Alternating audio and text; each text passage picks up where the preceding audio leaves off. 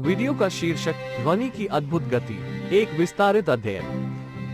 हम अक्सर ध्वनि के बारे में सोचते नहीं, पर यह हमारे चारों ओर होती है। ध्वनि की गति कई चीजों पर निर्भर करती है, तापमान, दाब और माध्यम। इसे समझने के लिए हमें ज्ञान की गहराई में जाना होगा। जब ध्वनि यात्रा करती है, वो एक ऊर्जा की संचरण तरंग बनाती है। यह विषय है जिसे हम अक्सर अनदेखा कर देते हैं, लेकिन इसका महत्व नहीं कम होता।